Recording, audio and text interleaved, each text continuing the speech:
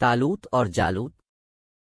بنی اسرائیل کی اولاد میں صرف ایک حاملہ عورت باقی رہ گئی جس میں ابھی تک نبوت کا ظہور ہوا تھا۔ وہ بیوہ تھی، اس لیے بنی اسرائیل نے اسے ایک گھر میں رکھا تاکہ اللہ اسے ایک لڑکا دے جو ان کا نبی ہو۔ وہ عورت بھی اللہ سے دعا کرتی رہی کہ اسے لڑکا عطا کیا جائے۔ اللہ نے اس کی دعا سنی اور اسے ایک لڑکا عطا کیا جس کا نام شمبیل رکھا۔ از لوگوں نے کہا کہ اس لڑکے کا نام شمون تھا۔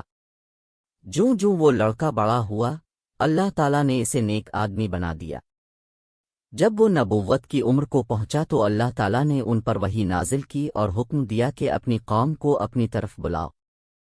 شمبیل نے بنی اسرائیل قوم کو اللہ کی طرف بلایا اور اس سے کہا کہ وہ ان پر ایک بادشاہ مقرر کرے تاکہ وہ اس کے حکم کے تحت اپنے دشمنوں سے لڑ سکیں۔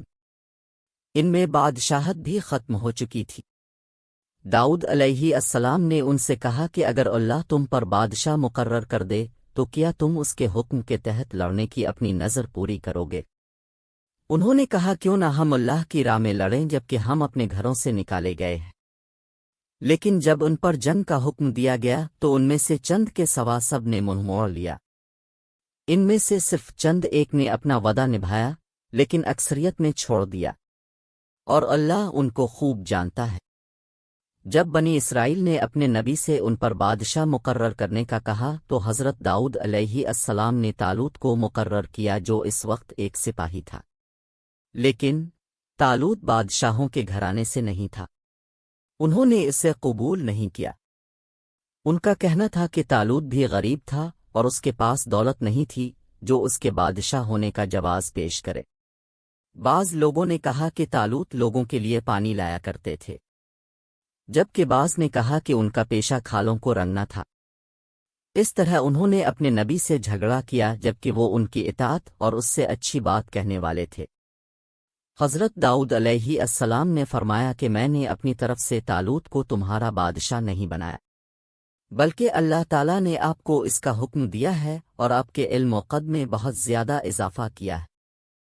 طالوت تم سے زیادہ علم والا اور عزت والا ہے اور لڑائی میں زیادہ مضبوط اور صبر کرنے والا ہے اور جنگ کا زیادہ علم رکھتا ہے۔ بادشاہ کے پاس کافی علم ہونا چاہیے، صاف گو اور مضبوط روح کا ہونا چاہیے، اور اللہ جسے چاہتا ہے اپنی بادشاہی عطا کرتا ہے۔ صرف اللہ ہی اعلیٰ حاکم ہے جو چاہتا ہے کرتا ہے، اور کوئی اس سے اس کے اعمال کے بارے میں نہیں پوچھ سکتا، جبکہ اس سے ان کے اعمال کے بارے میں پوچھا جائے گا۔ اس کی وجہ یہ ہے کہ اللہ کو اپنی مخلوق کے ساتھ کامل علم، حکمت اور مہربانی ہے۔ پھر ان کے نبی نے اعلان فرمایا، تم پر طالوت کی بادشاہت کی برکت کی نشانی یہ ہے کہ اللہ تبوت کی لکڑی کا وہ صندوق تمہیں واپس دے گا جو تم سے چھین لیا گیا ہے۔ سورہ البقرہ آیت نمبر 20۔ فرشتے تبوت کو آسمان و زمین کے درمیان لے جاتے ہوئے اترے یہاں تک کہ اسے طالوت کے سامنے رکھ دیا جبکہ لوگ دیکھ رہے تھے۔ پھر جب طالوت علیہ السلام لشکر کے ساتھ روانہ ہوئے تو فرمایا، بے شک اللہ تمہیں ایک دریا سے آزمائے گا، پس جو اس میں سے پیے گا وہ مجھ میں سے نہیں ہے، اور جس نے اس کا مزہ نہ چکھا وہ مجھ میں سے ہے، سوائے اس کے جو اپنے ہاتھ میں لے لے۔ البقرہ 2:2-4-9۔ طالوت اپنے سپاہیوں اور بنی اسرائیل کے ساتھ آگے بڑھے جنہوں نے ان کی اطاعت کی۔ اس کی فوج 80,000 تھی۔ جب اب دریا پر پہنچے تو ان میں سے چند کے علاوہ سب نے اس میں سے پانی پیا، لیکن جس نے اس میں سے کچھ دریا کا پانی اپنے ہاتھ کے کھوکھلے میں لیا، اس کی پیاس بجھ گئی۔ جو لوگ اس میں سے بے دریغ پیتے تھے ان کی پیاس نہیں بجھتی تھی۔ بنی اسرائیل جو بادشاہ کے ساتھ رہے ان کا خیال تھا کہ وہ اپنے دشمن کے مقابلے میں کم ہیں جو اس وقت بہت تھے، چنانچہ ان کے اہل علم نے یہ کہہ کر اپنے عزم کو تقویت بخشی کہ اللہ کا وعدہ سچا ہے اور فتح اللہ ہی کی طرف سے ہوتی ہے، نہ کہ زیادہ تعداد اسامان کی کافی مقدار سے۔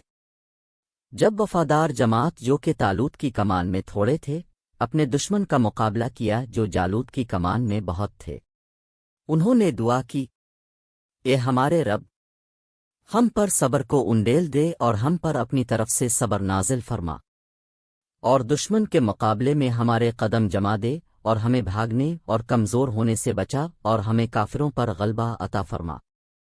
انہوں نے اللہ کی مدد اور نصرت سے انہیں شکست دی اور مغلوب کیا۔ پھر داؤد نے جالوت کو ختم کر دیا۔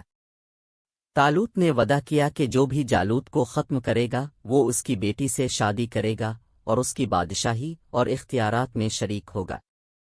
اس نے اپنا وعدہ نبھایا۔